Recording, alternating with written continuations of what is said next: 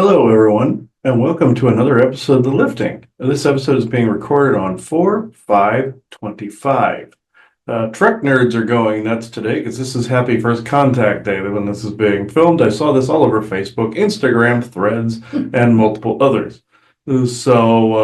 Essentially, you watch the movie First Contact, Star Trek First Contact, you'll get all the information you'll actually need for that. They made an actual Trek holiday out of this. It's their version of like Cinco de Mayo, Christmas, any of the other holidays. So before we get into any of this, I now open this circle to true benevolence with no conflicting agendas at this moment in time. So, Joanna. We are all one. And when one is harmed, all are harmed. When one is helped, all are helped. Therefore, in the name of who I am, and I am one with all there is, that only the highest good be done. We pray for you, your friends, your family, your loved ones, to let healing energies in. Let them love you, let them nourish you, and let them bring you to your highest good. We pray for benevolence now with no conflicting agenda to come in to support this conversation and or to participate in this conversation that we have today. And we ask for malevolent or mischievous type beings to be swept away at this moment so that we may have this conversation in peace. And as always, with great blessings that we've always sent your way, we say, so be it. And so be it. I'm titling this episode Return to Williamsburg because of part one. There's probably going to be multiple parts. We got a season pass to go through there and did a couple of ghost box sessions. Actually, our Christmas present to one another, we decided instead of going out and buying gifts that we would do something that would keep us entertained for the other part of the year. And so we bought season passes to Colonial Williamsburg. And also Busch Gardens and things of that nature. We were originally going to go to Mount Vernon like we did Monticello, but it's under construction here in 2025. 2026 is when they're going to finish it. So we can't do that this year. May take a return trip to DC. If you people want to see some stuff from Washington, D.C., let us know. We'll try to make that happen. So go back, do some stuff on the binary network, all that other stuff. Other interesting places we see, that are in close enough, for driving that we're going to do maybe here and into North Carolina, or maybe South Carolina too, who knows? But we'll try to do some interesting things and have conversations about it. Yes, I know several of you have said, when are we going to do a return trip to Salem? I have no idea. So I got some messages on that. When are you going to do another one in Salem? No clue. So just so you know, I don't know when we're going to do that. We'll try to make that an option at some point. It's just not going to be this year. Sorry, there was a bug crawling on me. Okay. When we were out there's a lot of bugs and everything. So anyway, this is going to be quite interesting. What you are about to see here in a little bit, I'll cut to video that we did in Williamsburg. You'll see some of the tours going on there. In the governor's palace, we couldn't film in there. But we did talk a little bit about that. We took some pictures. I took some pictures. Those will be on my Facebook account by the time you see this episode at facebook.com/Christopher S. Jacobs. I'll have it clearly marked Williamsburg 25 trip or something like that. So now this is actually very interesting. I don't know if you wanted to talk about a little bit before we show them any of them. You got to think of, again, historic Williamsburg. Obviously in the 1600s and before, when it was just being established. And remember, before the Revolutionary War, as we told you with the Bacon's Castle, that you were dealing with governors and different ones that were, of course, loyal to Great Britain and the kings there. And so again, Williamsburg, obviously before the Revolutionary War, had governors that lived here. And they went through several. The one that we talked about in Bacon's Castle was Berkeley. And then you had the last one before, basically, you could just say it was abandoned because the war was coming, was Lord Dunmore. And he was the last governor in Virginia. So we will say this, you'll hear me say this again as we're walking through the gardens of the governor's house, but in general, what happened is from the late, let's just say 1600s, of course, into the 1700s, and a little bit later, the tensions obviously were building between people who wanted to be set free from English rule.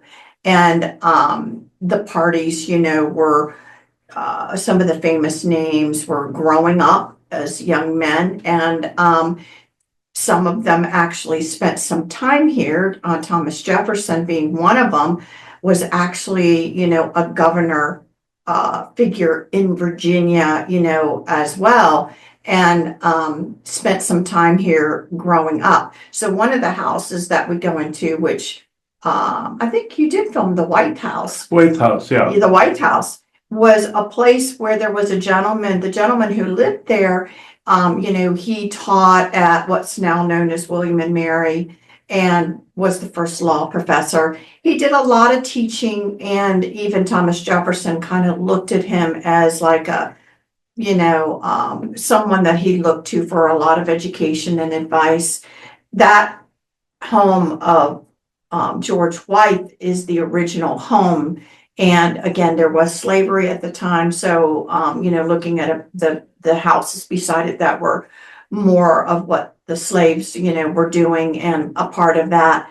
But anyway, to just kind of get a feel. Now, what they did in Williamsburg is, and you'll hear me repeat this again, is not everything is 100% authentic. So, for example, the governor's mansion was burned down. And then During the revolution when it started, yeah. And then basically what happened is that on what they believe on the correct foundation of where it was, it's been rebuilt to their best ability to keep it authentic.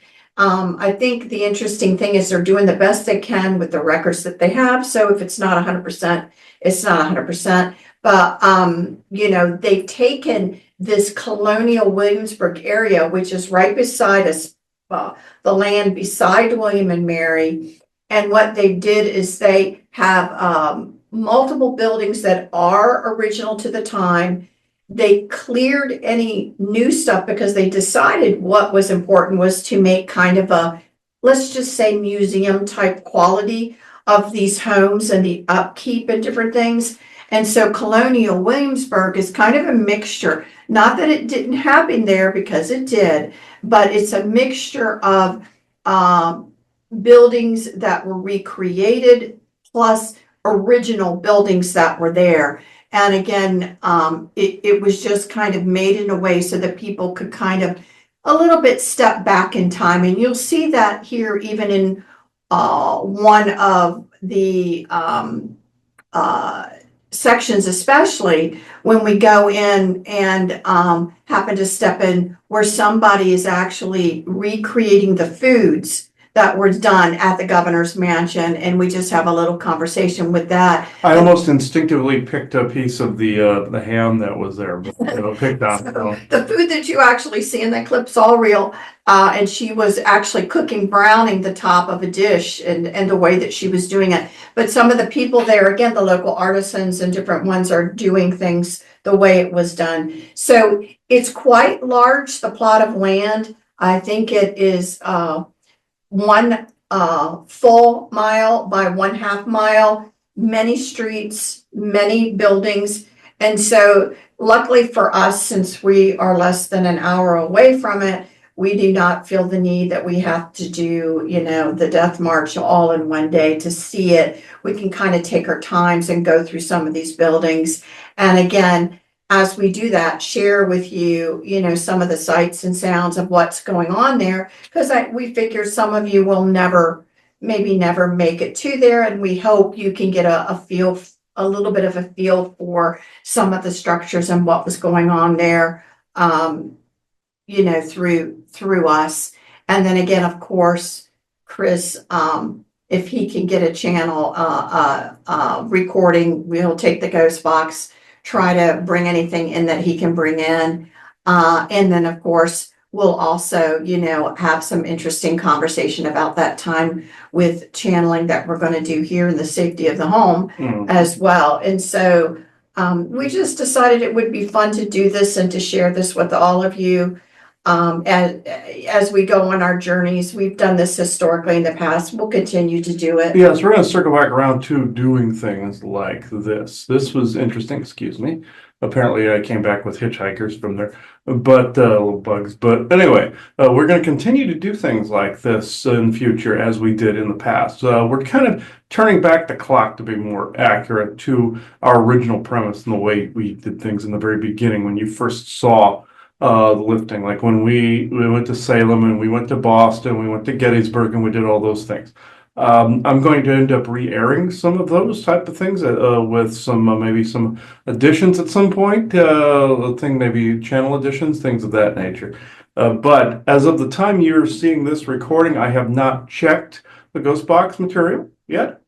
But I will get to it, obviously, and you will see it here. So I now cut to this right now. Okay, we're here at Williamsburg, historic Williamsburg, and we went through here, the governor's mansion, where Lord Dunmore and his wife and kids were, and we're in the courtyard right now, and gotta walk down steps, and I'm deciding at the moment whether to make this a show or not.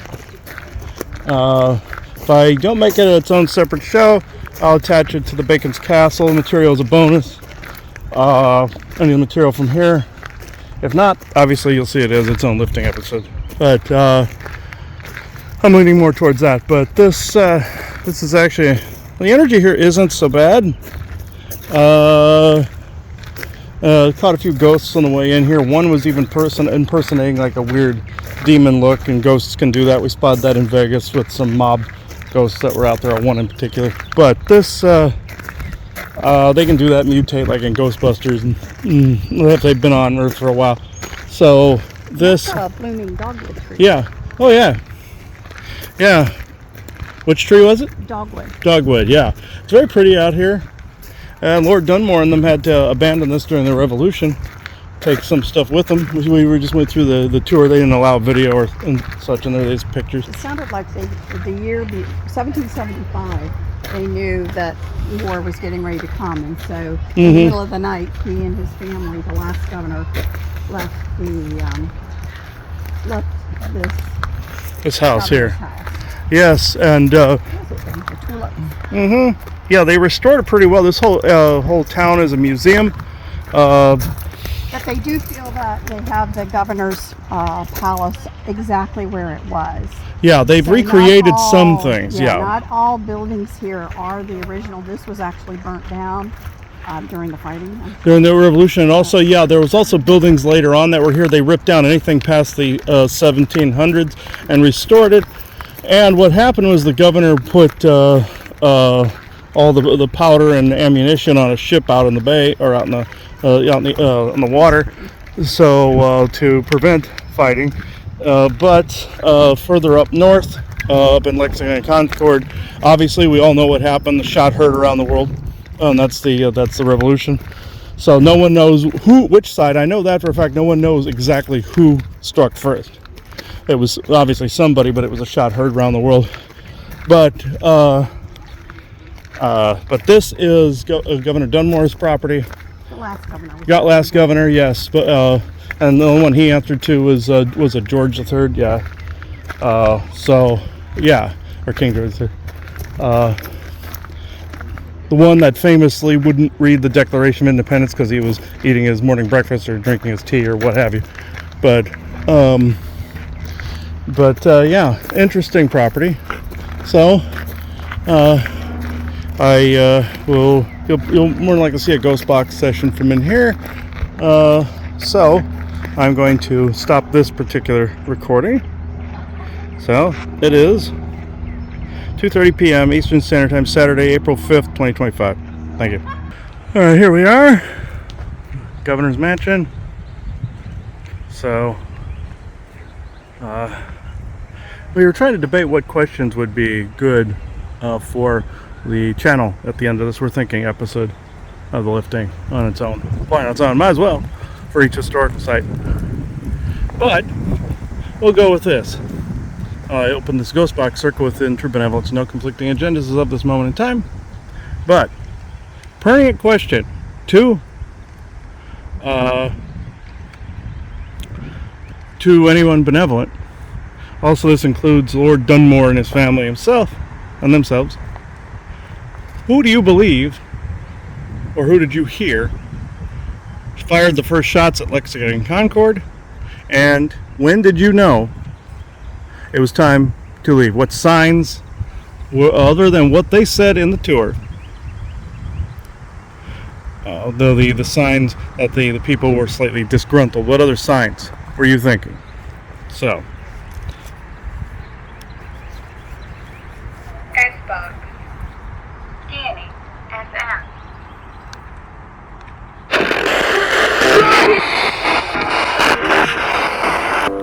Dollars.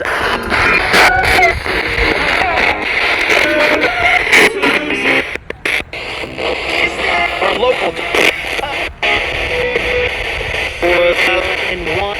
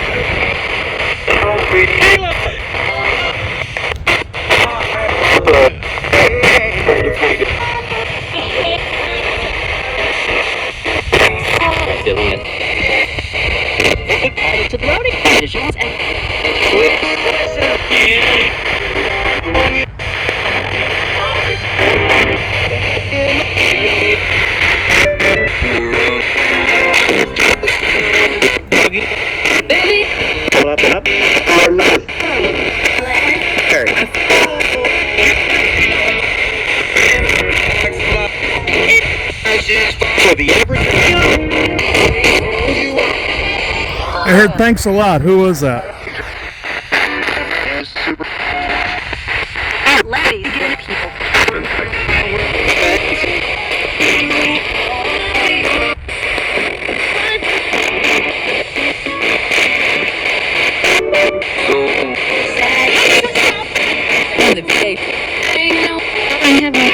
You want to go 120 like that.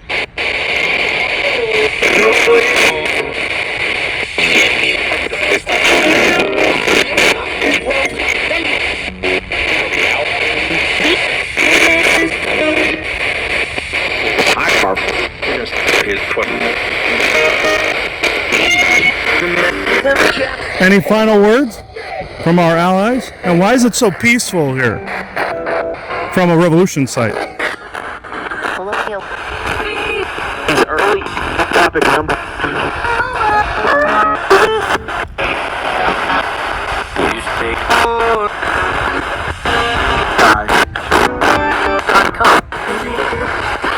Thank you. Okay, now that's going to be it for this part of the site. We're going to be back here several other times because this place is just too huge to do in one. We'll hit maybe another spot or two while we're here, but this place is enormous. So not just the governor's mansion you're seeing here, but the entire historic site is gargantuan. So yeah. So this is the map right here. And where I can't let go, show them the governor's palace. I believe that is up top. Yeah, right there is where we are there. Yeah. So you see how big that is, and this is where we parked. Like way No, we're at the visitor. Oh, we're at the visitor center. We up there. walked over. Yeah. Okay. So yeah. And right to this side of everything is the College of William and Mary. Okay. All right.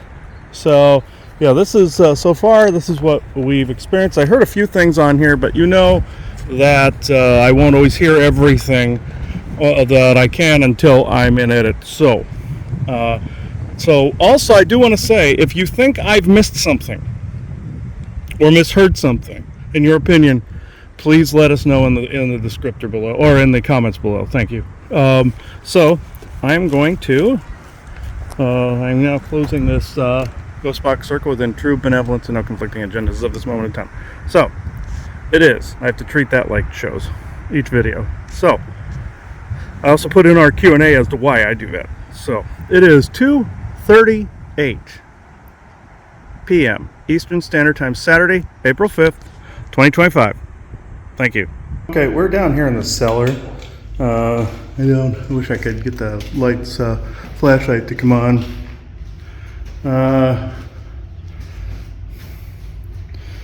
Yeah, somebody won't let me use the ghost box down here. So he says it's too loud. So and we'll go back in here though.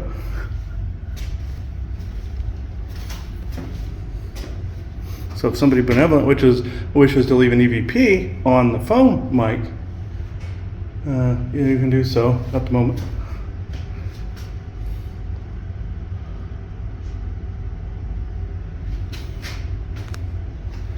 Yeah.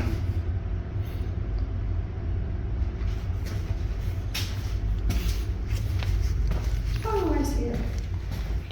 Okay. All right. Put your flashlight on. Oh, well, it's the whole place. For some reason, I'm not. I'll get close to you. For some reason, my light won't come on. So we'll just do this the old-fashioned way. How about putting an orb in the center of the screen? Anyone? So get some good old orbs going here. Let's see if I can get the light to. I'll show you. You have to go to Okay. They will let. Well, I think scroll down. There we go. Yeah. Never mind. There's my light. Okay. Now we can do the orb thing properly. There we go. There it goes. There it goes. Good enough. There we go. I saw that one. Okay. Yep. Orb in the center of the screen. If it's someone down here, please. Thank you. That's great. So, thank you again. You see, folks, dust doesn't go up like that. It goes down with gravity. So, how many do we have here, down here? Like, if there's 3 people down here, so orb in the center of the screen one more time. Okay? We have 12 people down here, orb in the center of the screen. Thank you. If there's 15 people, it's orb in the center of the screen. So it's 12, yes? Orb in the center of the screen? Thank you. So 13 people? Orb? Okay, 12, I take it. Orb? Center of the screen? Thank you.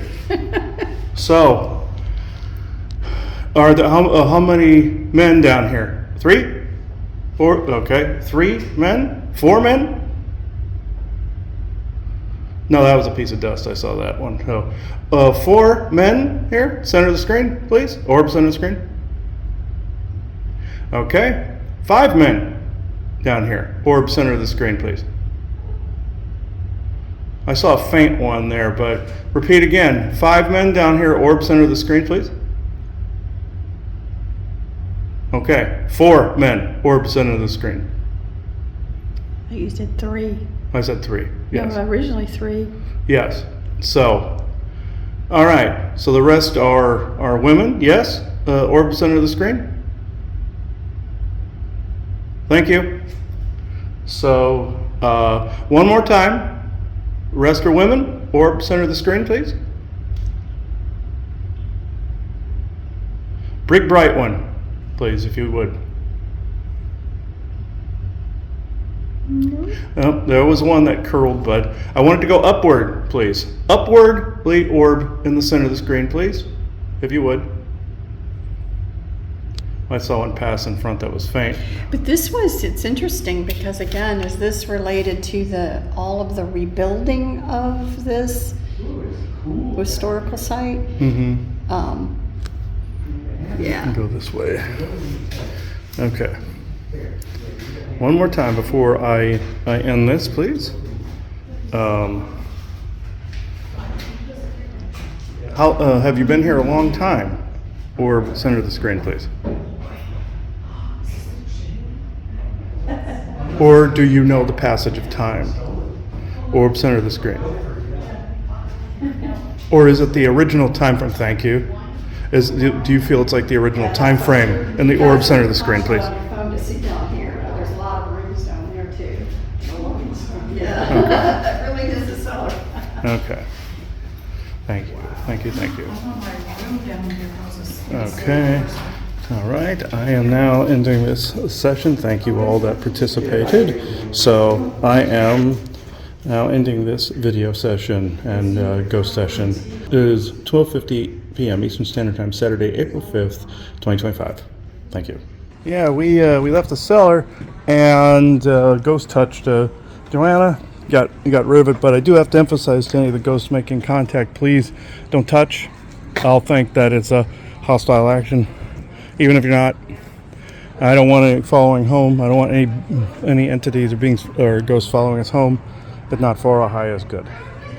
And highest vibrations. And true benevolence, no conflicting agendas. So, we're going around the outer, I have no idea what side we're on here. This is we were at the salt house was over here. This is another little house outside the governor's. Yeah, outside the governor's Part mansion. of the palace. Yes, yeah.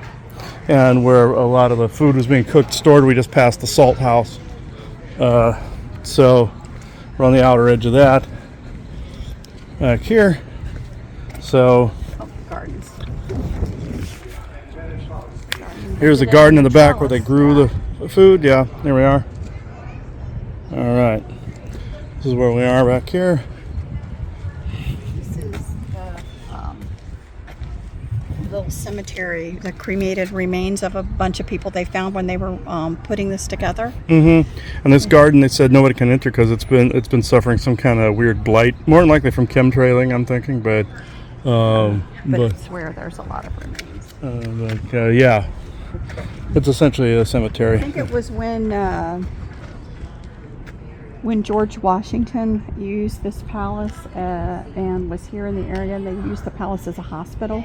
So it may be the remains of the men who died. Mm-hmm. Yes, I believe that's it. So yeah. All right. These are the gardens back here. All right. A lot of pollen back here. That's why we're coughing. Yeah.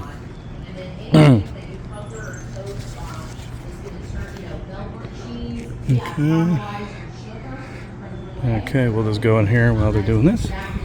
I'll be quiet now. Oh, yeah.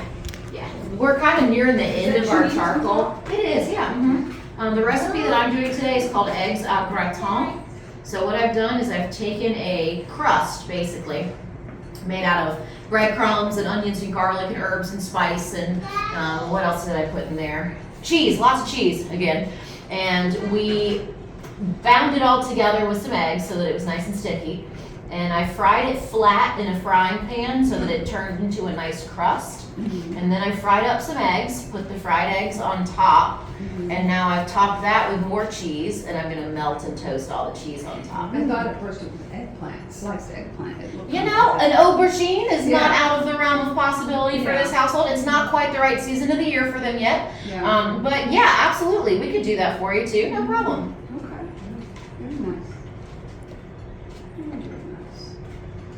nice. Looky there. Da da da. Right? And it probably smells good in here because it probably smells like melting cheese, right? It does. Good. Nice. Well, thank you for the tour. Of course. Thank you for spending time with us. Yeah.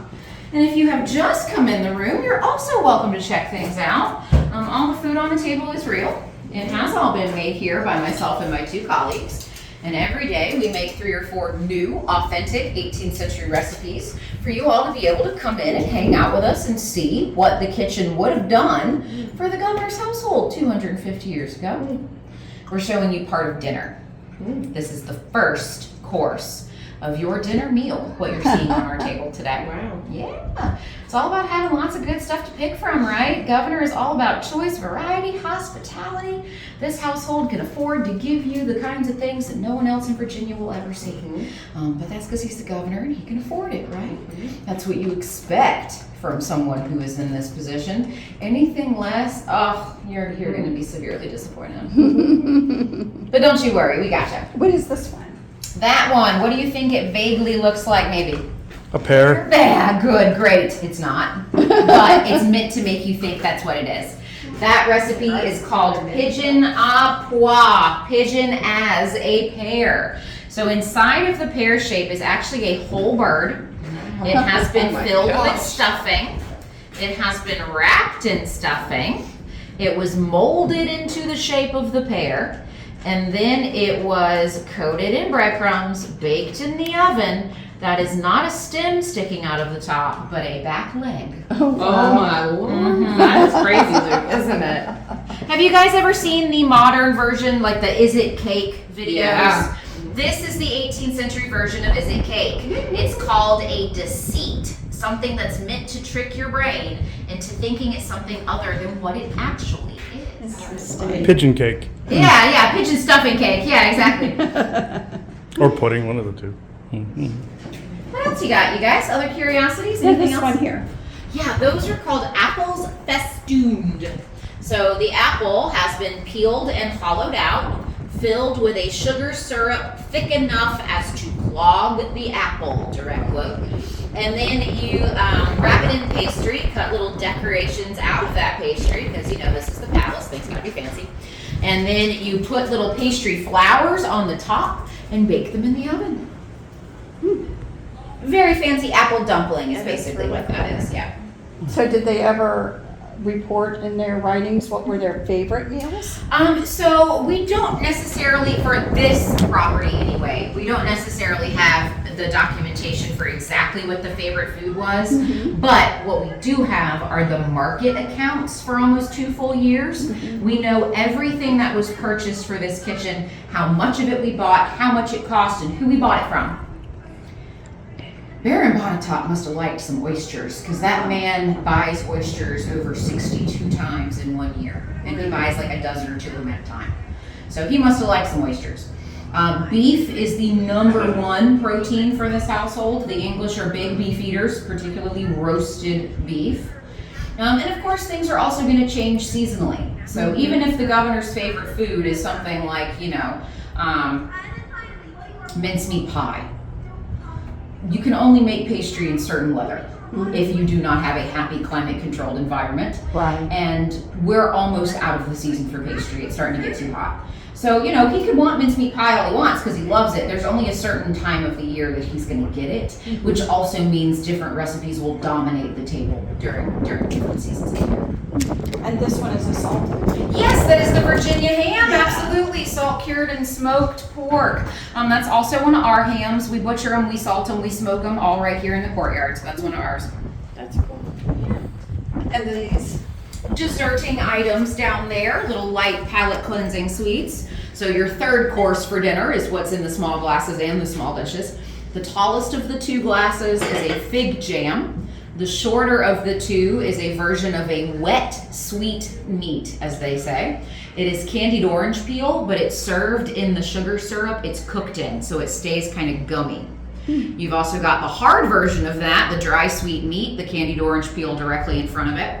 On the right-hand side there is candied almonds, and in the back center dish is candied ginger. Okay. And then there is a pear's Portuguese, a pear cooked in red wine with sugar and spice there at the center of the table. Did the people that work here, did they live in this building as well? And sleep here? The enslaved ones. Yeah, that's what I thought. Yeah, you're right. Yeah, up above there. Up above? Okay. If there is a second floor, and if there's not a second floor, down here. Right. You will find both. Hey, you guys, welcome back. You will find both paid professional English servants and enslaved men and women working on this property, depending on who the governor is. There's both. And sometimes at the same time, there's both. If there are paid professional servants on the property, the servants' hall is the long building where the tour starts. So they have their dining hall and their sleeping quarters over there. And then the urban enslaved folk absolutely typically tend to share the same spaces that they work in. And then do you utilize what you grow? Yeah. That's As great. much as you can. And they always made a trellis type of. Yeah, it's always terraced. to the Terraced, terrace. yeah, terraced. Yeah. Yeah. Yeah, For trellis this is the other property, thing, yeah. Yeah, that's cool. It's a great way of utilizing a natural landscape. Most of the hilly, mountainous places of Europe are terraced as well. Because if you flatten the hillside, not only is that going to take extra time and money and labor to get that done, but the first time it rains, you are eroding yourself into kingdom come. Everything just washes right away because there's nothing keeping it, structurally sound anymore. So being able to terrace it preserves the natural landscape, helps prevent erosion, helps with a little bit of irrigation, water flow, and also saves the extra effort of having to flatten the hillside instead of just working with what the land is giving you naturally. Well, thank you. I really Oh, of appreciate course, Thank you. anytime, y'all, anytime. How are you guys today? Doing well, how are you? All right. I don't know if you can turn that light off now, but you still got your light on. Oh, I know I do. Just in case we go into a dark place, I left it. So, yeah, that's this building here, guys. The kitchen. Kitchen. And sorry for all the pollen on the lens here. That's everywhere. All this yellow crap is everywhere. So, as you can see, it's on everything. And there's a wasp. Get out of here. Okay. So, yeah, this is, that was interesting. And, yeah, that was the kitchen tour. All right.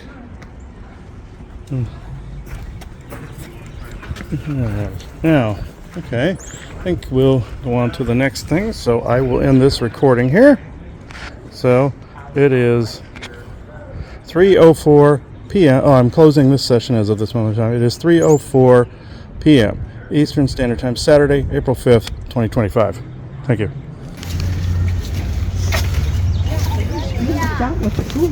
Mm-hmm.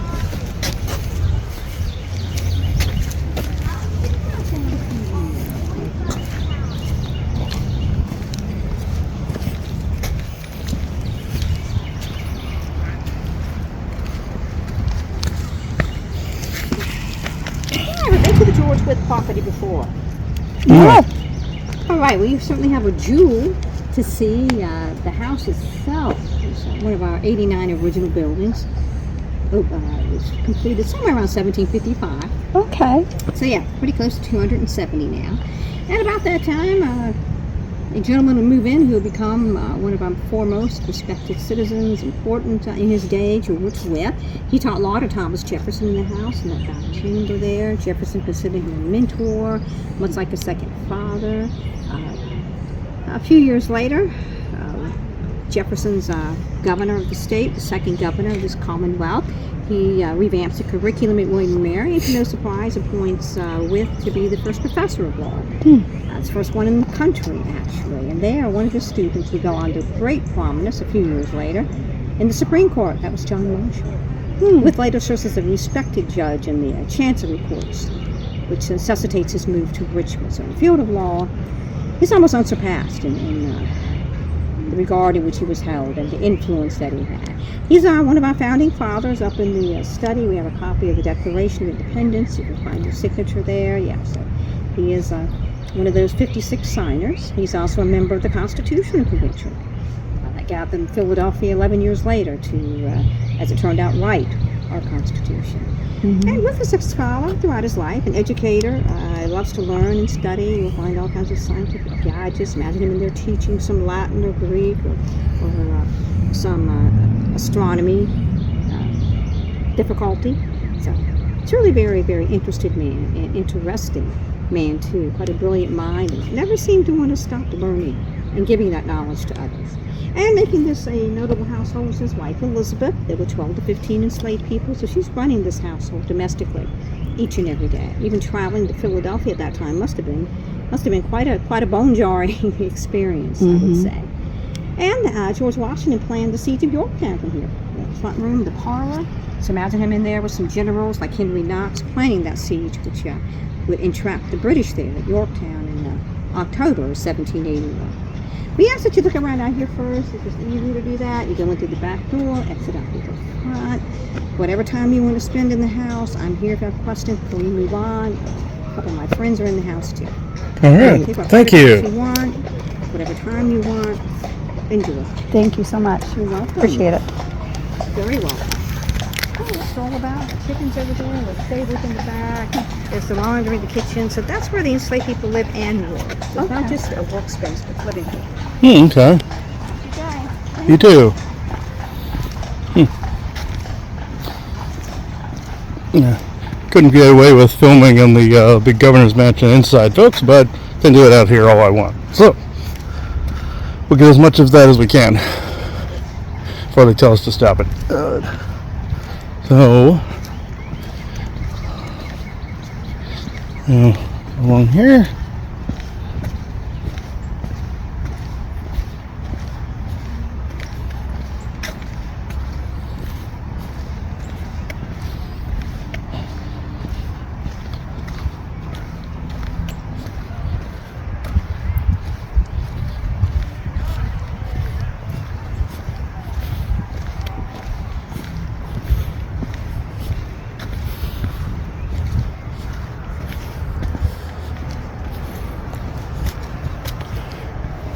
Well, you can go through here too.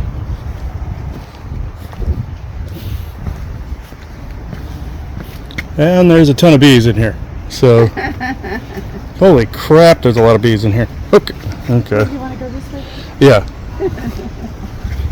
Okay. I could have walked through there, but you see, everybody, see how many bees are in here?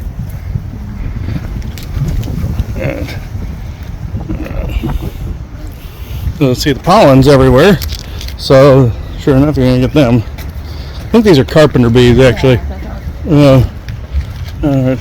Seem to be around a lot of the historic sites, these carpenter bees. I think they're around Wood. Yeah. What site was this again? What house? White House? Or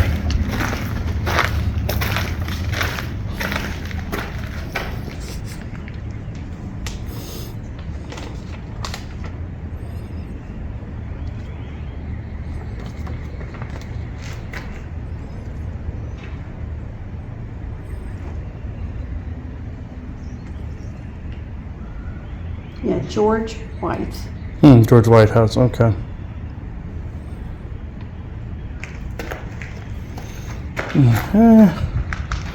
Well, show them where it is. On this map, we are right here on the same palace green that leads to the governor's house. His house is right here. And we're in the back on one of these little houses. And if you've seen us film in Williamsburg before, we're over, where was that other section where Christmastown was, because I filmed around that time, so. Well, the Merchant Square area is over here, and here's the College of William and Mary. So if you walk down Palace Green, one of the main roads is called the Duke of Gloucester. It goes this whole path. And you turn and go on Duke of Gloucester this way. You head towards William and Mary, and this is more modern shops and stuff. Yeah, like that's where you saw us during Christmas time, and also during the summer before when I was doing ghost box sessions and such before. That's where we were before. We're on the other side now, so on the other side of town. So. All right. And I'll go around. We'll get the front of the house here. Well, we gotta go. We exit the front of the house. We go in. Go in through the house and exit the front. Yeah. So I'll leave this going. That's fine. Sorry about the pollen. If it's on the front of the lens, I can't tell. It's too bright out here. So kind of put up with that. That yellow crap is on everything. So. But these were also part of the slave quarters. Yeah, these are the slave quarters.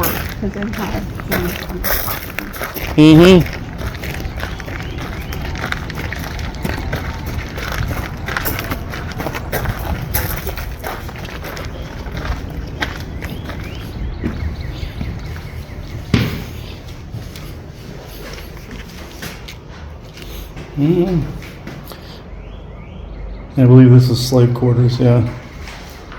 Alright. This is so big, maybe that was the kitchen. Yeah, it was actually, kitchen, kitchen area. Yeah, and the people were cooking food and everything, yeah. So.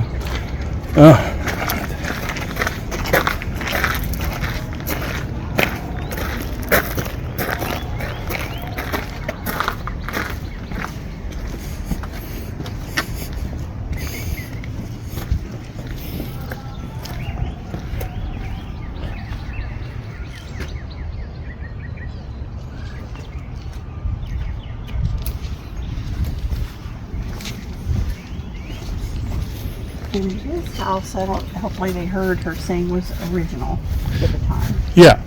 Hopefully you can hear the person on there. There's a lot of birds and wind out here, so.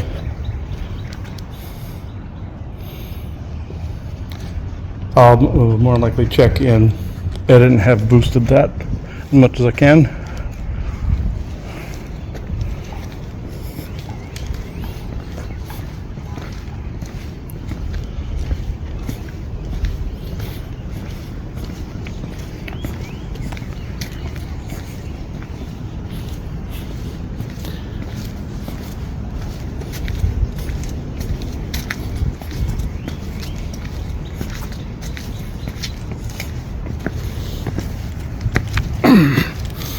Oh, those are steep stairs. God.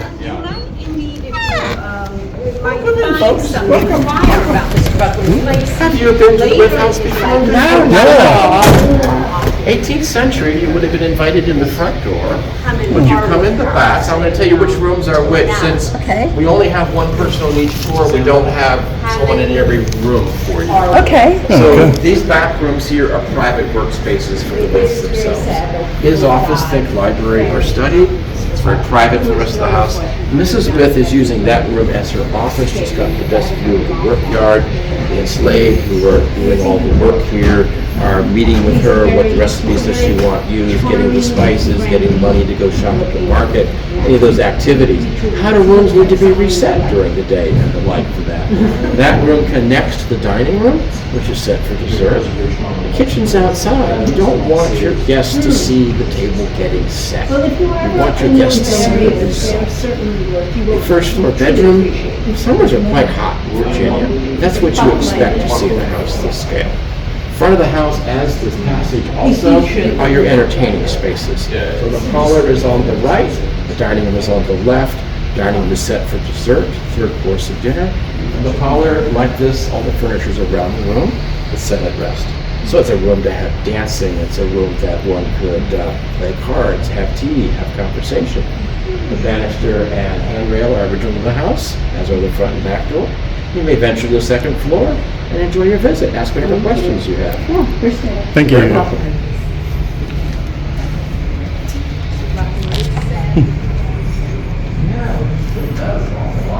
Yeah, I'm just going to leave this on until we stop. Easier. You burn brightly and burn not down. Yeah. Yeah, what if Jefferson Exactly. I think they would have done this. I suspect Mason was sort of. I want the latest fashion. Yeah. Oh wow, is that a 10 screen?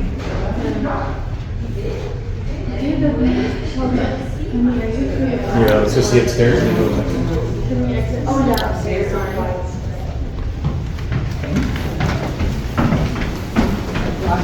know I'm too short to That's okay. I'm just here to see if you have questions or must see. Outside.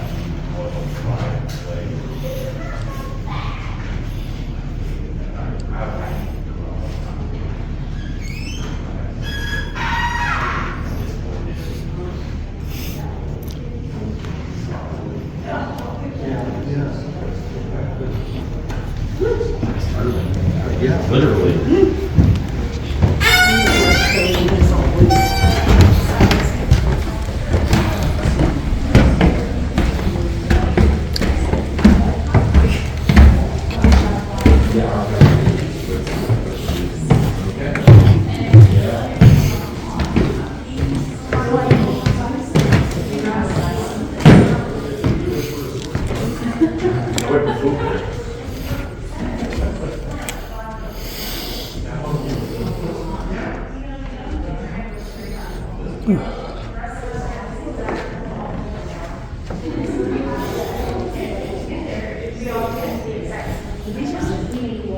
What? Oh.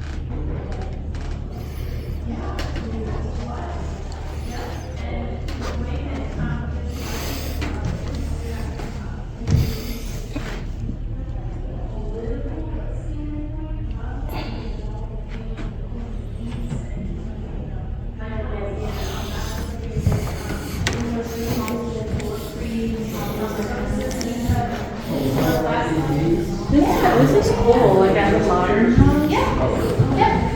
And so just like that, and he felt that they would benefit better if they, he was their guide, he would teach them. Thoughts. Yeah. It could be a fluid every time you do that.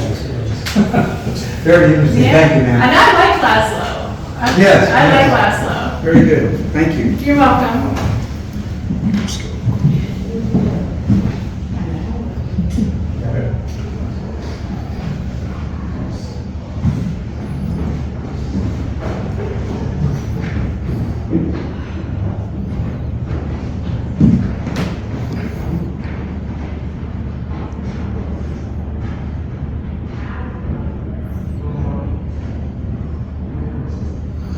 There's his name, George White.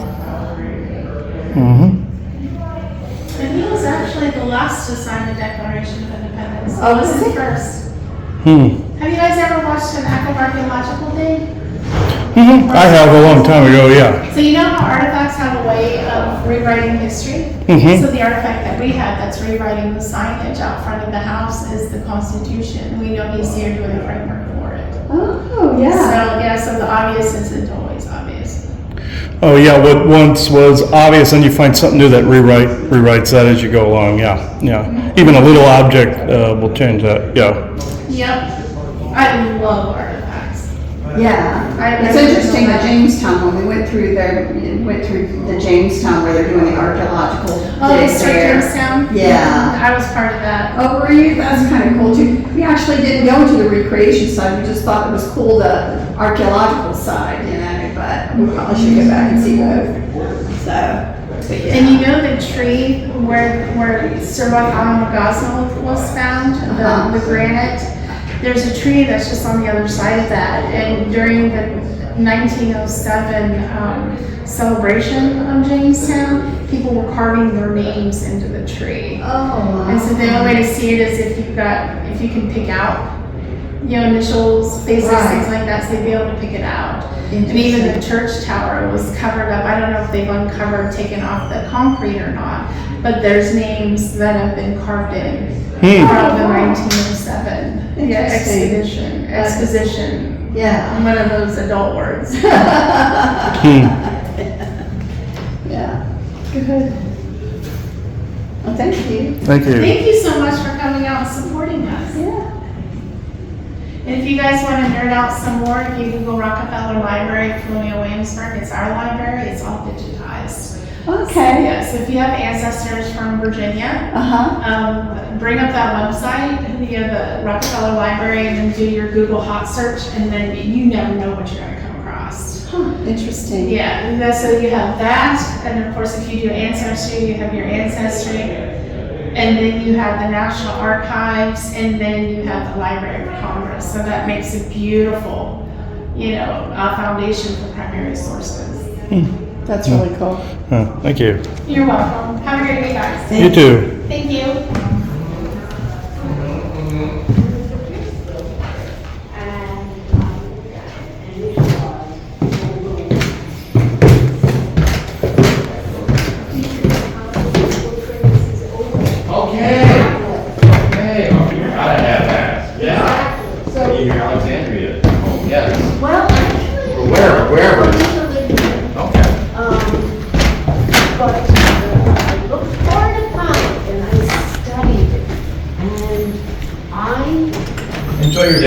Thank you.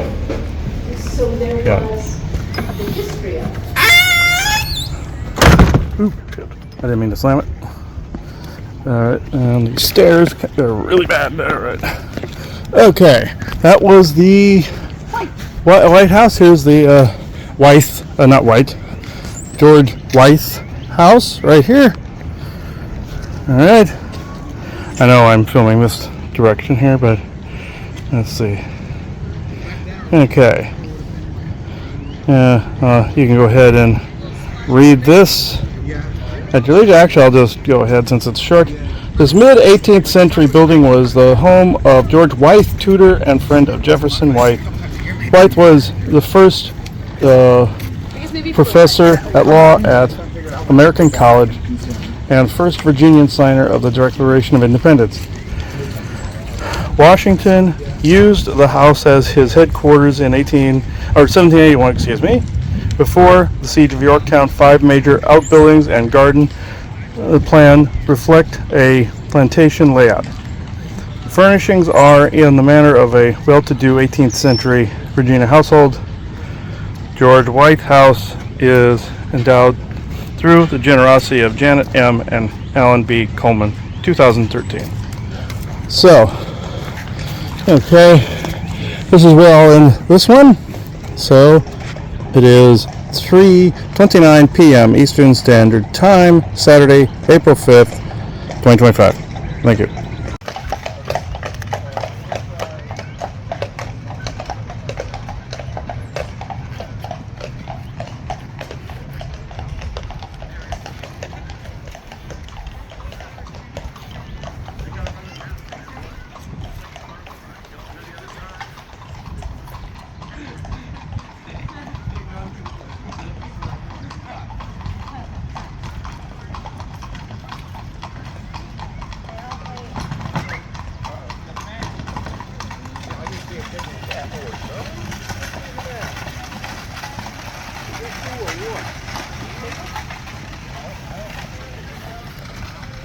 If people are curious, when we came through here before, this is where you saw me do that ghost box session before, was right over here. Bruton Parish, right here. We came at it from the other angle from the visitor center, so from back that way a ways. So this is the spot you saw us at here before. And during Christmas time, they have a Christmas town in this old section here. It's interesting. We'll try to do that this year, since we got seasonal passes this time around, like at Busch Gardens. A couple of you have emphasized you want to see Ghost Box session at Busch Gardens. I don't know if I can do that, but we'll see. We'll give it a try. It would probably be in the parking lot. No, I think in Germantown or something like that. But right in the middle of Festhaus. But no, this is the area we were at prior. Before this is where we were walking around through the holidays. So, and Bruton Parish, it was literally right around this corner up here where I did that ghost box session before. There wasn't really a whole lot of people around when I did it then. Now you can see a ton of people. So, all right. Figured I'd show you exactly where we got our bearings. And yes, so a couple of you noticed that one time that there's an obelisk right over here, this marble Tucker one over here. You guys point those out like crazy now. So, this one I don't believe is one of those devices like what we talk about. It's usually the really large ones, and they're usually on all historic sites. I believe this site does have one, it's just not right here. And Yorktown and Jamestown definitely have them. You see them on all historic sites. That one, there's 2 of them, so I could bet they're doing something, but I don't think it's the same as one of the large ones. In Wyuka, Aubrey pointed one out there as well, that some of them were the binary devices. I feel there is something, but it's not as significant. So, as before. Now, could I see them holding hiding a Gwyn device in one, or Gwyn tower in one of them? Yeah, absolutely, but it's not really bothersome. So, right here. So, I will end this here. till we get further down. So it is ending this recording at 3:35 p.m. Eastern Standard Time, Saturday, April 5th, 2025. Thank you. If you have questions, please ask. And please feel free to take pictures. And we'll be closing in about 5 minutes. Oh, wow, we just made it. Oh, you just caught it.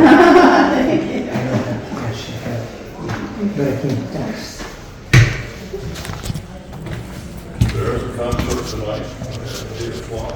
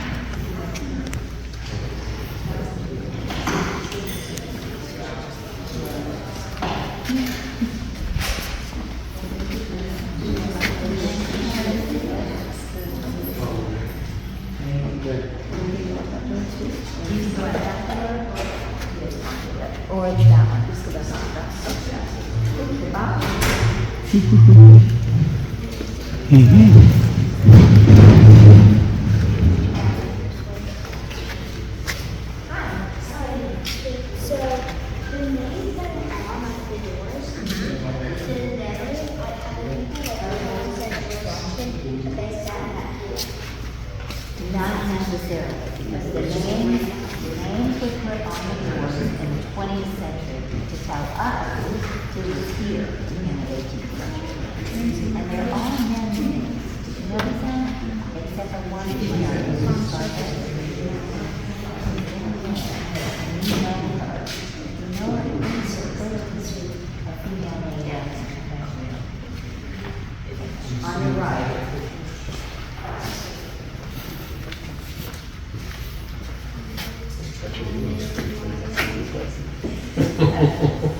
Oh, yeah, I'm going there. Okay. Oh, it's the other way out. Okay. All right. Oh, did not mean to slam it again. I'm used to hydraulics. Okay. Well, like sometimes in historical places they'll put the hydraulic in place to prevent that. But all right, we'll just do this here. We have this on. This is Bruton Parish. This is where I was the last time we did a ghost box session in Williamsburg. I was actually right on this spot. And the last time we were here, I didn't pose any specific questions, and I got a bunch of goofballery happening on the recording last time, including one malevolent lady and Isaac and Elaine invested chastising this person and everybody behind, behind a reporter on the news, going making faces and everything, the equivalent to that. So now, how can I pose a question here? Let's see. Actually, Joanna, do you have something? I guess just any remarks, about the times hundreds of years ago, anything of interest. Okay. All right. True benevolence with no conflicting agendas of this moment in time. And, of course, our benevolent peanut gallery that we talked to. Just, it's dawning on me that we've got to get back before 6. So, okay. Make it quick. Okay. Let's see here. All right. I was told I gotta make it quick, so any responses that are benevolent with true, no conflicting agendas as of this moment in time from our benevolent peanut gallery about our trip this time. Xbox. Scanning. FM.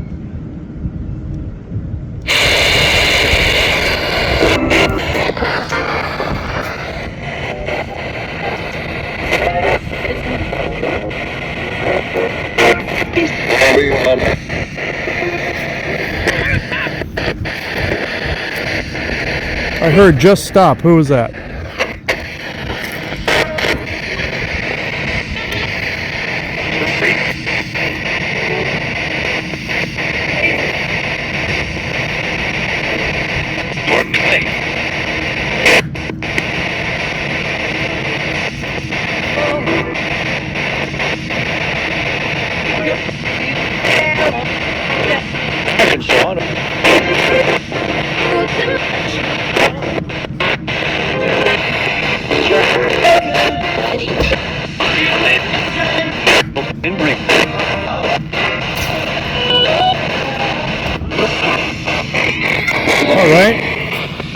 Any final comments from True Benevolence and also residents of this cemetery?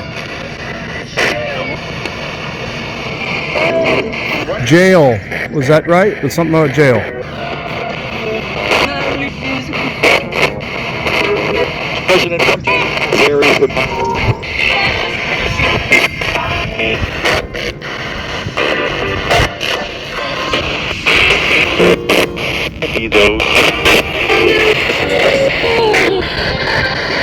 Thank you.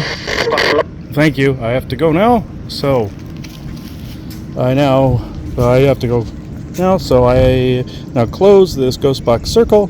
Then True Benevolence and no conflicting agendas as of this moment in time. So it is now 4:03 p.m. Eastern Standard Time. It is 4:04 p.m. Eastern Standard Time, Saturday, April 5th, 2025. Thank you. Okay, I hope you enjoyed all of that. I do want to warn and maybe disclaimer a little bit here. Don't take 100% obviously what comes through on a ghost box. I would never tell anybody to do that. Some other people are starting to use these devices. Please be safe and not stupid with these. Do not use them in your home. Or in your backyard. Or in your backyard. Do not do any of these things. Somebody might go, he said not in the house, but do in the yard. No, not anywhere on your property, ever. I must reiterate this.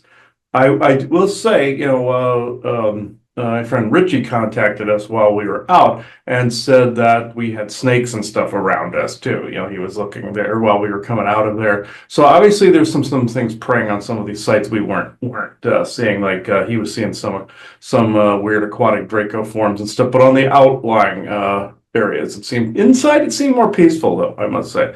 So there might be some outlying things hanging out in the outskirts. I know forest people are also in the outskirts, out by Yorktown and Jamestown. We've run into them before. If you go back to also the recordings we did a little while ago, like the return to Jamestown and Williamsburg again, and also Yorktown, you're going to see that there were some forest people up in those areas as well. So I find that interesting. So I'm actually not too certain who was actually going to talk on this this evening as we're recording. So is it going to be Isaac, or is it going to be forest people, or who is it? Okay. So Isaac, I noticed a little bit of roughness when we got back to the house. Like we shook off some stuff that we probably weren't aware of. Maybe I was a little too open while I was there. That's sometimes a mistake to do that. I learned my lesson in Boston, Salem, and Gettysburg. So I will never be open on a historic site ever again. Just lesson learned. And I want Isaac only at this moment in time. So hang on.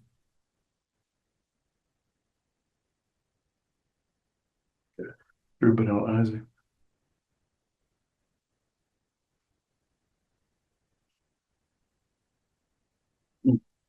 Okay, Isaac.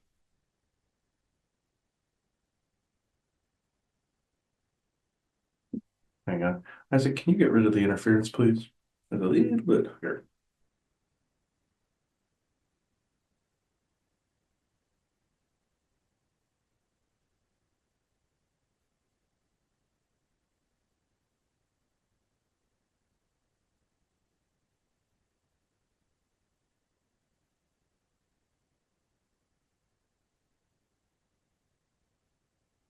Okay.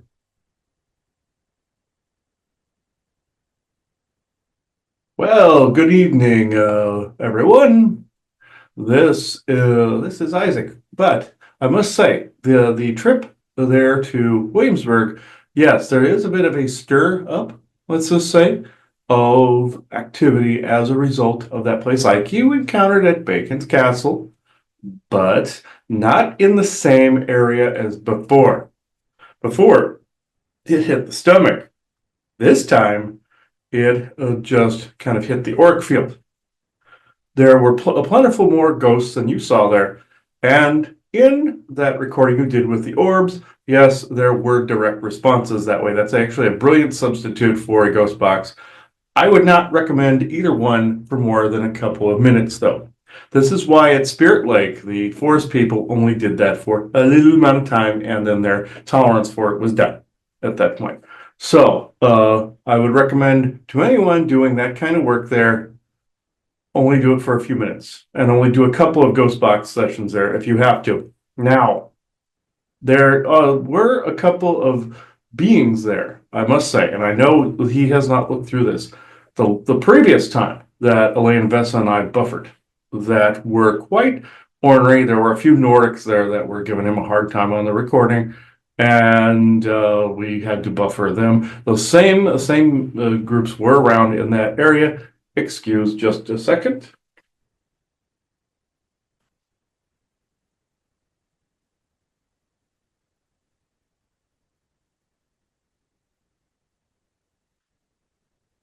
Excuse, there was some interference that doesn't like the fact that you two are there, especially since you left a shungite offering there. This is because once shungite hits water, it radiates out for yards in all directions. Even little nuggets will do this. So continuously, as you are thinking of bringing shungite to that site, very good idea. It is extremely supported, especially by the forest people and some benevolent dogman groups and some elementals. They were thanking you up and down there more than you heard. Great, awesome. However, not everyone's happy.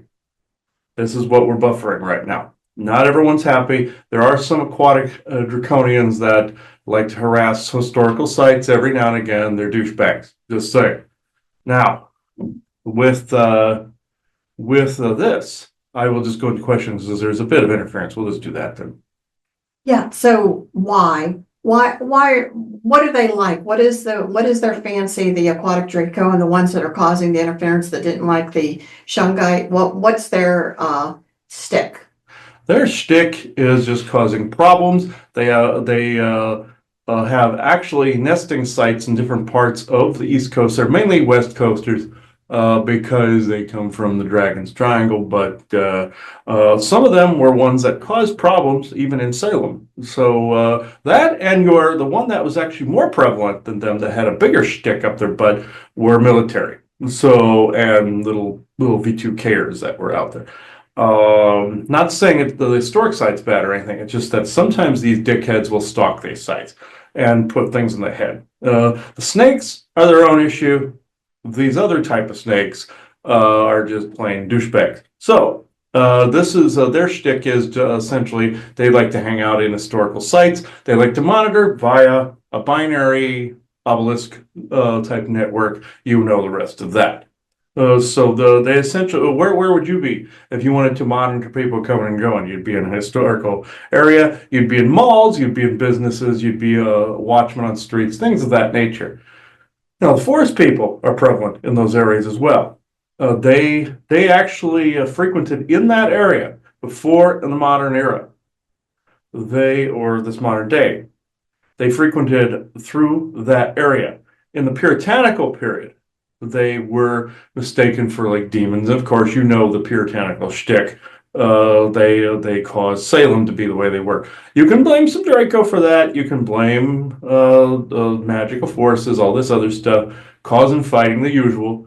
Then you can blame just good old-fashioned stupidity at times as well, and paranoia, and fear caused by religious indoctrination. But with this, the forest people loved these forest areas around colonial sites. They watched the people like crazy. They tried to communicate, but they knew the belief systems were not there, even close to being there yet, especially if you encounter beings that can switch the colors of their eyes and are covered in hair.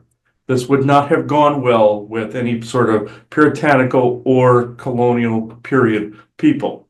Now, during the times of the Revolution, they got the hell out of the way. They went inland a little bit. They knew this area was going to light up like the 4th of July, no pun intended. So they got the hell out of there. But as far as some of your historical figures, like your Lord Dunmore and all the rest of them, he thought he could use traditional English, not only brutality, but traditional English imperial battle tactics, things of this nature. They did not know guerrilla warfare at all. And also the thing with the gunpowder, for instance, and all that, where he put it on a ship out in the bay. People noticed these things. All the other governors were ordered to do these things. They saw there was a revolution. They were just going to separate the ammunition. Normally in England, things like that worked. If you took away the ammo, they didn't have anything for the weapons, except that they tried to club you to death or something, or with a sword or something. This is what imperialistic type governments will try to take your weapons away from you. The people recognized this. They were already hyped up with all the taxation without representation. You've heard all this stuff. You've heard the Boston Tea Party. You've heard all this other stuff. You've heard all the revolutionary stories with all your heroes and patriots. But the thing of it is, these people weren't very bright when it came to trying to take down a rebellion, because wasn't the typical rebellion. What happened when they all met in their little kitchens and their living rooms and near their fireplaces and out in the woods and all the places they planned the Revolutionary War? Washington especially did this. And then Jefferson, and all of them, the signers of the Declaration of Independence. They did it how a revolution was supposed to be done. But here's the kicker. They had backing from another faction. They had backing from another hedge bidder. This is how this country got formed. Not only E.T. hedge bidders, but you had the Gardner family involved trying to build the nation that the Kabbalist clans could control easier. The land of the free, home of the brave. Yes. Is it freer than other nations? I cannot say this is true, because you have he calls it the Cabal capital. Now, what happened at this time? There was a lot of Freemasonic ritualism going on, both dark and light. You had Illuminati influences, things of this nature. You had draconian influences, reptilian, obviously, influences. You also had people from other clans and other little societies that were trying to vie for territory. But the Gardner family got into this shtick first, was able to establish themselves much earlier in the times you've heard of Captain Kidd and all the pirate era and all that other stuff. You also had Washington, who at Valley Forge saw an ET that came to him. Some of this was ET, some of this was projections back through time, some of it was putting Washington where he needed to be at the proper time. Hedge betting races, hedge betting Cabal family. Fast forward a little while longer when the United States is established. You have Williamsburg in full shebang. As the British capital, or the Virginia. They switched it over because they did not want a British capital to be the capital of Virginia as a state. They wanted it to be different. So they let that be just a regular city, and then they started to build there as if it was a regular town. As you heard in your tour, they built onto it till they turned it into a museum. Now, which is a beautiful idea. They're still doing archaeology there. You must learn from history, but you also have military factions and secret groups that use these places to watch. And what better place to watch but through tourist sites? So it is interesting, and just to add on to it, so Williamsburg originally was considered like the capital, and then it moved with Thomas Jefferson when he was in charge. It got moved into Richmond. Yes. And so and Williamsburg just stayed a town. Didn't even get huge. It just stayed kind of a township area. So I got to ask you a couple things. Things that, again, the folks have already seen because we recorded it. The first question I want to ask is, when we pointed out the what was an appointed now graveyard, when they were doing the restoration, they found a lot of bodies. Now their understanding is that there's a good chance of what they were doing is they were uncovering soldiers or different ones who had died maybe in the war, because they temporarily used that home as a hospital. Yes. And made it a hospital. Is that your understanding? Is that correct in archaeology, what they actually did? Yes. Also, a couple of murders took place there as well, back in the period. You could get away with it then, unfortunately. Also, the blight that was currently hitting the plants that are there, that is chemically based, like you two had surmised. This is a recent thing. This is why they don't know what it is. It's a recent thing where some of nature is paying the price for some of the chemical fog and intrusions. Earlier versions of that from years past here. But the actual history that you are referring to, yes, as you heard it, was exactly as it was used. Okay. And then the other thing, which kind of, I have to tell you, kind of surprised me. Now, in the home, when we were taking a tour of the governor's mansion, I didn't really feel anything. Maybe if there were things around, I didn't feel it. What surprised me was underneath the home in the basement kind of area. And again, they haven't, but at least we didn't know how to turn on the lights down there. I'm assuming they don't have them, or they have them, but we don't know how to turn them on. Yeah. And so we were using our phones, and it was so dark, you didn't know if it was just a door and a cabinet, and then you get up close and it's a hallway with other doors coming off. Chris and I were not brave enough to walk down that hall because you could feel it then. As soon as we put the lights on and he put the camera on and whatever, we did not walk down it because I could feel it like, holy smokes, we're not alone down here. Yes, because people were murdered down there. Okay. Back in the day, this is where Lord Dunmore actually took some people that he felt were extremists and actually tortured and killed a couple of them. He felt they were a danger to his family, and he felt like he was doing his duty as a governor and as an Englishman. But a little bit later, there were a couple more murders on the property, and also what I said about the hospital as well, and the grounds and the garden. So this is what you were picking up. That cellar also had bodies down in there for a short period of time during the revolution, after the structure had burned down. They were storing things down there. They weren't originally going to rebuild the building. The revolutionaries went, fuck it. But they went, no, okay, we have to have something. They stored bodies down there since it was cold, but it's some of the stench of death. But before that, when Lord Dunmore's period, year previous, some of the reasons the public hated him was some people would disappear from time to time. He may tell you a different tale. I wouldn't recommend talking to him.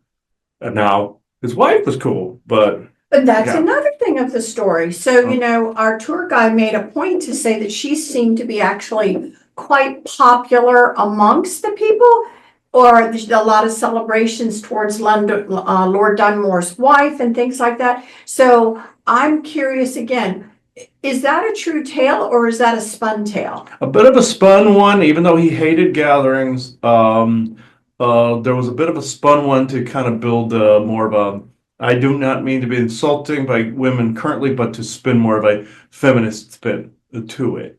Even though she did have parties, he didn't particularly care for them. But did she go to other people and try to calm things? Yes. Just like if someone's husband was spun up about something, the wife would probably go around going, "Well, he doesn't do this all the time." That kind of thing. And then other people go, "God, he's a dick," that sort of thing. And he was, I will say, because I know elements of him out there can hear me.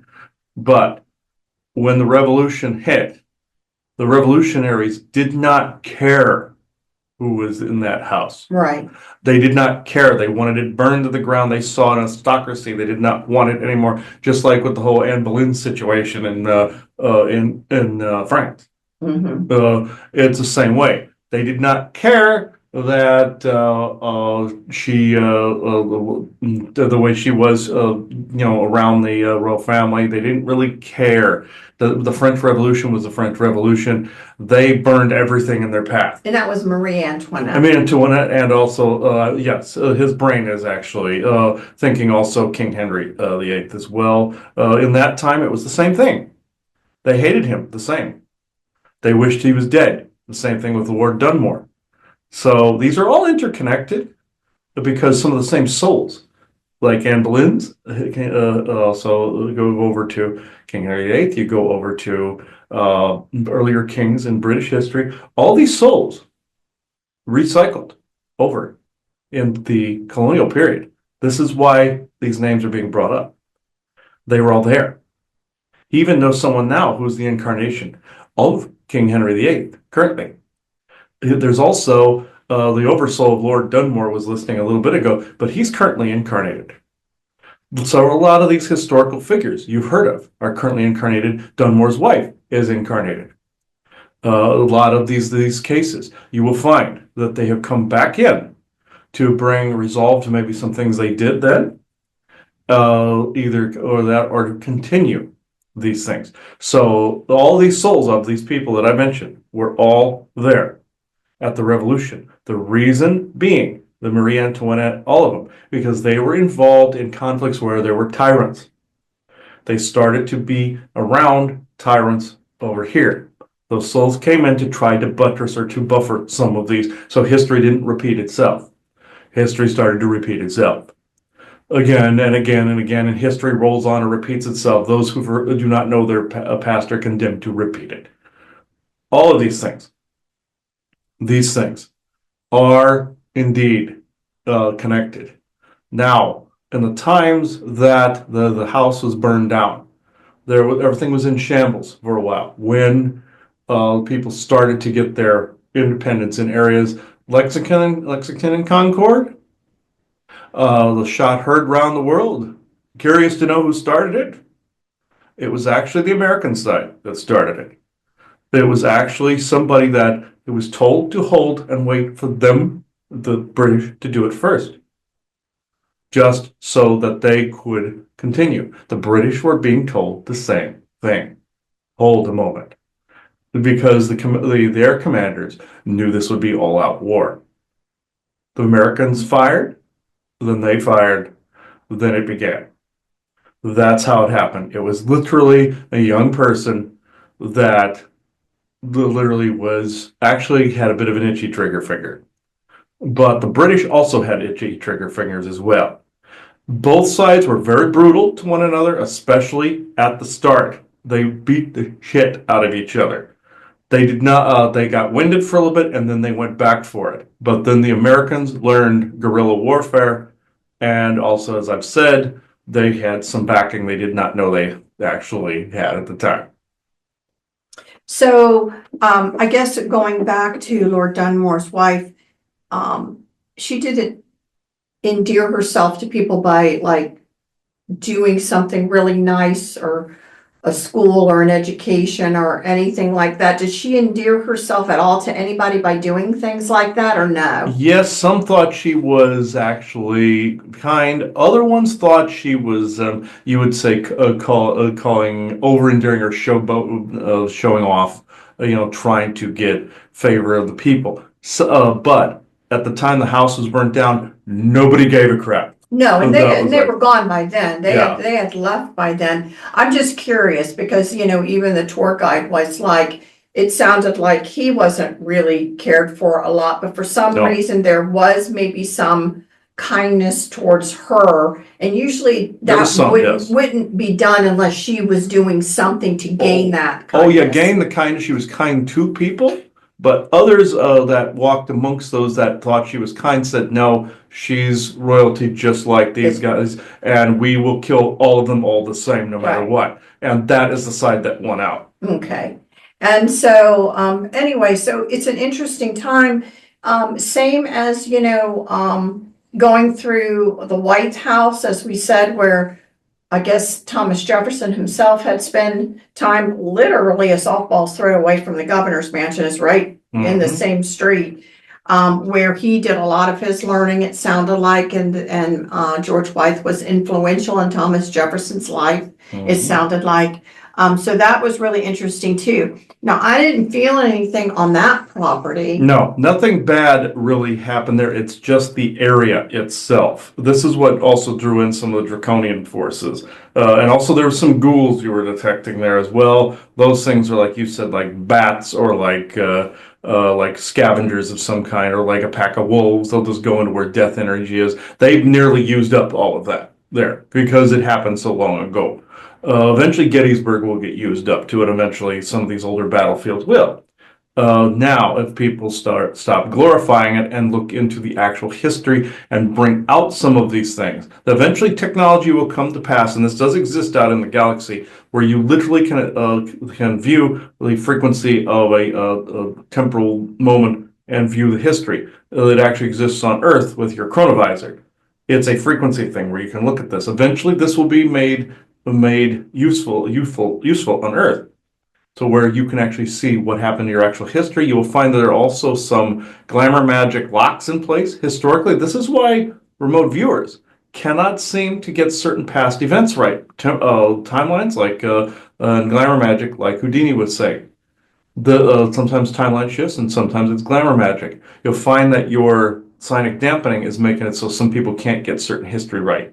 If you get the history really going, like you guys with your galactic history, this is why you're getting hit sometimes.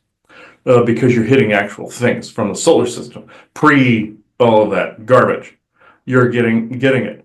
Now with this, if people really focus, if you really focus on looking through time, look at certain years, look at what happened in those timeline clusters, you will begin to see and feel and experience exactly what took place.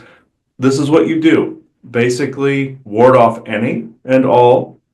Declare that any and all glamour magic is warded off, and that you view the timeline concurrent to the one you happen to be sitting in the cluster that you happen to be sitting within. I guarantee you are going to see some truth there. And it's not how the left views it. It's not all how the right views it. It is actually somewhere in the middle of that. This is what I will caution against. Do not go into it with a bias. Whether you're leftist, rightist, I know some see hero, some see villain, or a mix in between. It's actually the mix in between. So that's interesting. And again, I think obviously we've had to ourselves have to let some beings go and relook at things Yes. a little bit more critically. But I think very critically, look at your history very critically, but do not discard history. right. And then again, I think it's important, as you said, about, warding off the glamour magics, to just have an unbiased look at just what was and or currently what is. And so, that will help everyone with the situation.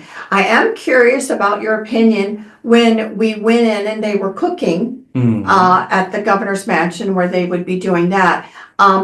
Were they pretty accurate to what was really being done? Oh, absolutely. That's nice. That's absolutely 100% on that. There are a couple of dishes that some people may have come up with, concoctions people came up with personally for certain moments in time, like you would, on the spot if you had a spice missing, or like you see on those food shows where something, they didn't have enough ingredients for something, so they came up and innovated something else on the moment, and it became something like chicken wings or something like that. You'll find that some people did things, and in those eras it didn't really stick because there really wasn't marketing at that time.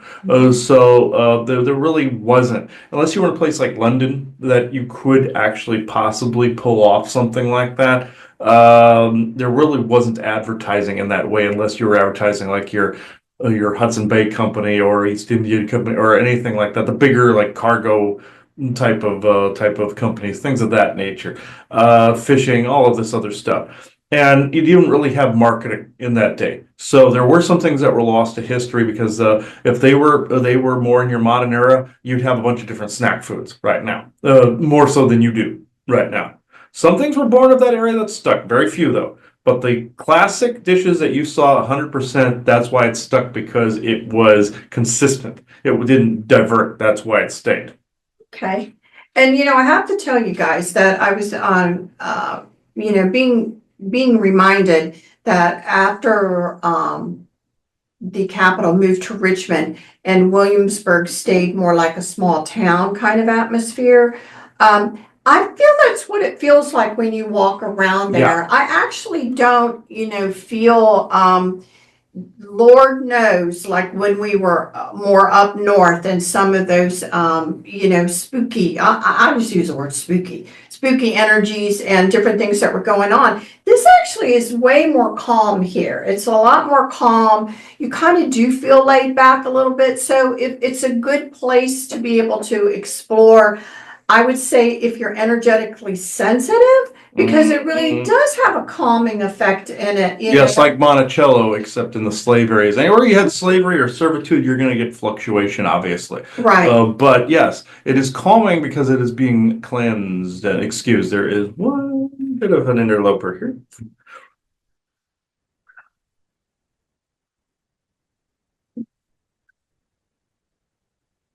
Okay, there we go. A little bit of interference. There is a bit of V2King from the site. There, apologies. They are being douchebags. So, and they've even giving me the finger. So, at this stage, that sites like that, yes, they are becoming calmer. But also, just know there are watchers nearby. There's also people that you were pointing out that still live there because those were generational homes from the period. He was right to say these are mostly descendants of people that lived there, or those descendants sold it to them before they declared it a museum.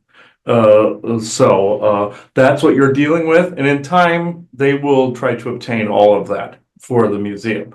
Not now, it will be probably quite a while before that happens. You'll have some old timers that want to hold out for a little bit, which is fine. But you're dealing with mainly the descendants of the original inhabitants of Williamsburg, even before the United States formed. They stayed in the area and some of their homes were untouched. Which is nice. And they have little plaques. This is a private residence. Please do not enter. And it has happened before they put those up. People were walking into them, into people's private homes, and because literally they're sitting next to another one that you were more than welcome to go in. Yes. So it's confusing. It is a little bit confusing. Well, okay, so we're planning on going out there again. I think again, it's just, I hope will be more of just a lighthearted informational on maybe some of the ways things were done. But again, it's kind of calming. If you cannot come out to the area, I would recommend, obviously, if you can have the time to spend to puddle around Williamsburg, but you've got Yorktown right beside it. It's worth the drive. You'd have to have a car, take the driving tour that you would need to go. That's worth it. Jamestown is very interesting, especially the archaeological kind of area that they've been doing. So there's really, of course, this is an area, and then Washington, D.C. is about 3 hours from here. Yes. I mean, I should say from there. So, it's a very unique place, but we hope to show you more. I don't know. Have you got any last words? No, this is actually good. Excuse some of the V2K. He was getting hit with certain narratives in his head on the way home. It was those douchebags, both parties doing it. It is clearing up now. Just if you get anything during the night here a little bit, sorry about this. They are being assholes. So just know that amidst the peace, there's chaos. Amidst chaos, there's peace.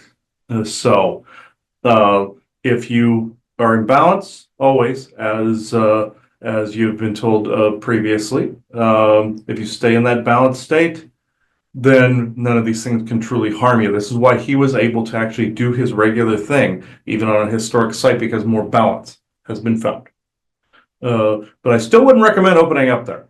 No. I would not recommend channelings. I would not recommend any of those things.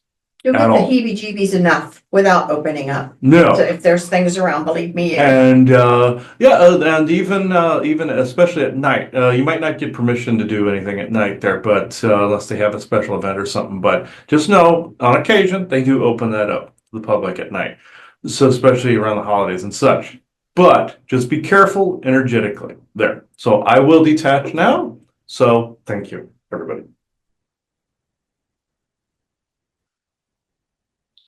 And he's right. There's a bit of interference here that's really annoying. And you probably know somewhere in this hat, again, I wore this out to Williamsburg. Talk about rewinding the clock back. Normally you see me in that ball cap. I'm going to have to protect the top of this because I have the shungite around the rim. But he's correct. There have been narratives that have been driving me a little crazy. They'll creep into your daydreams a little bit, and do a version of the Dreamtime revocation, but for daydreams, fantasies and all this other stuff in your head, and you should be good if you do that. Basically, I'll end it with this. Basically, does anyone watching this revoke any and all agreements made in dream time, daydream time, fantasy time, and imagination time with any malicious being under beings? And the answer to that should always be yes. So, and I say yes at this moment too. Add those other ones in there, you're going to get rid of some narratives. Aside from when I said that I rewrote that scenario where she died in the scenario, flipped it around, ended it, put my name as executive producer, director, and faded it to black like a movie. Pissed off Draco doing that. They tried this again, and I just did that other revocation. It worked too. So I recommend that highly. So, Joanna, I don't know if you have anything else to add to this? No.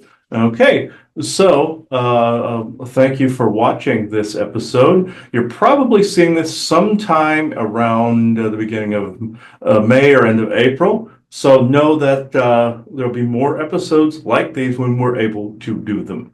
So I now close this circle within true benevolence with no conflicting agendas at this moment in time. So thank you, everybody. Bye-bye now.